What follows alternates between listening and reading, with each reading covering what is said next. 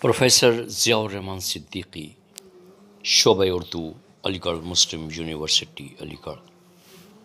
آج ہماری لیکچر کا موضوع ہے ہند آریائی زبانیں اور اردو۔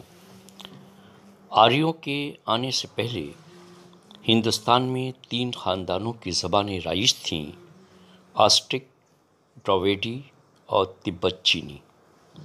آریہ ہندوستان میں داخل ہوئے تو وہ ایرانی اوسطی کی ترقی یافتہ شکل بولتے ہوئے آئے تھے، جو یہاں سنسکرت کہلاتی ہے۔ ہندوستان آنے سے قبل آریہ وسط ایشیا کے مختلف خطوں سے گزر کر یہاں پہنچے اور تہذیب و زبان کی ترقی یافتہ شکل بھی اپنے ساتھ لائے تھے۔ ہندوستان میں ہند آریائی زبانوں کا جو ارتقاء ہوا، اسے 3 ادوار میں تقسیم کیا جا سکتا ہے: قدیم ہند آریائی، وسطی ہند آریائی اور جدید ہند آریائی۔ قدیم ہند آریائی عہد کا زمانہ 600 سے 1500 قبل مسیح تک کا زمانہ، جو کم و بیش 900 سال کو محیط ہے۔ اس درمیان یہاں بولی جانے والی زبان میں بہت سی تبدیلیوں کو محسوس کیا جا سکتا ہے۔ قدیم ہند آریائی کو ڈاکٹر سدھیشور ورما نے 5 منزلوں میں تقسیم کیا ہے: ویدک منزل، جس میں وید لکھے جاتے تھے، یعنی سنسکرت جو مذہبی زبان کی حیثیت رکھتی تھی۔ دوسری شکل ہے پانینی کی منزل۔ پانینی کی اشٹ ادھیائے اور پتنجلی کی مہابھاشیہ لکھی گئی۔ اس عہد میں سنسکرت آریموں کی زبان بن جاتی ہے۔ تیسرا حصہ ہے رضویہ منزل۔ اس دور میں سنسکرت سرکاری زبان کی حیثیت پا جاتی تھی اور اس کا رشتہ مذہب سے ٹوٹ جاتا ہے۔ چوتھا حصہ ہے ٹکسالی منزل۔ اس عہد میں سنسکرت کے عالموں نے اس زبان کو قواعد کے تحت اصولوں میں جکڑ دیا، جس کے سبب یہ زبان عوام سے دور ہوتی گئی۔ اس عہد میں سنسکرت کے 3 مختلف روپ، یعنی اس کی شکلیں سامنے آتی ہیں۔ مثلاً معیاری سنسکرت، یہ وہ زبان تھی جو ہندوستان کے شمال اور شمال مغرب کے نواحی خطوں میں استعمال ہوتی رہی۔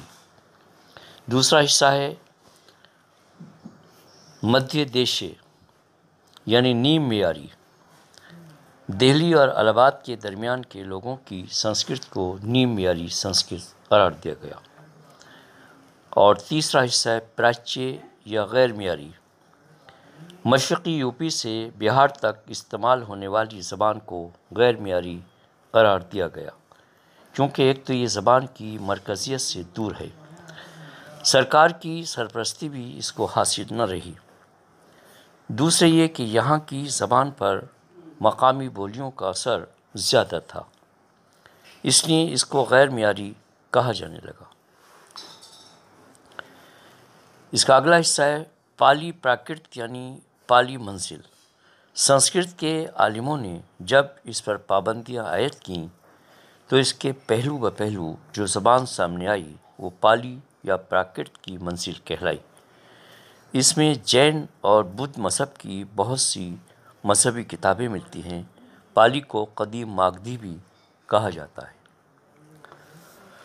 اگلا حصہ ہے اس کا ہند آریائی کا عہد وسطیٰ۔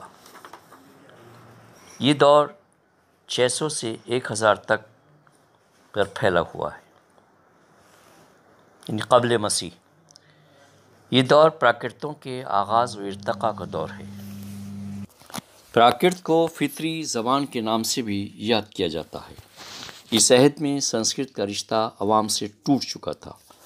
سنسکرت صرف خواص کی زبان بن کر رہ گئی تھی اور عوام میں جو زبان بولی اور سمجھی جاتی تھی وہ پراکرت تھی۔ عہد پراکرت کو بھی ہم ان کی علاقائی خصوصیت کے سبب الگ الگ مطالعہ اس کا کر سکتے ہیں۔ ان میں 5 علاقائی پراکرتیں اپنی الگ شناخت رکھتی ہیں، جو اس طرح ہیں۔ مثلاً اسے ہم مہاراشٹری پراکرت، یہ پراکرت سب سے اہم ہے۔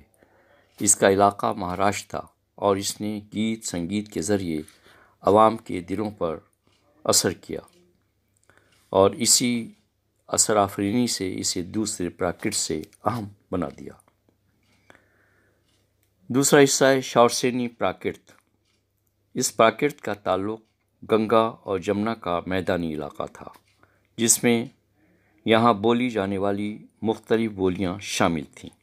اس میں کھڑی بولی اور برج بھاشا پیش رہیں، اور برج بھاشا جس کا مرکز متھرا تھا، اس میں مذہبی ادب ملتا ہے، جس سے اس کا رشتہ سنسکرت اور عوام دونوں سے ہے۔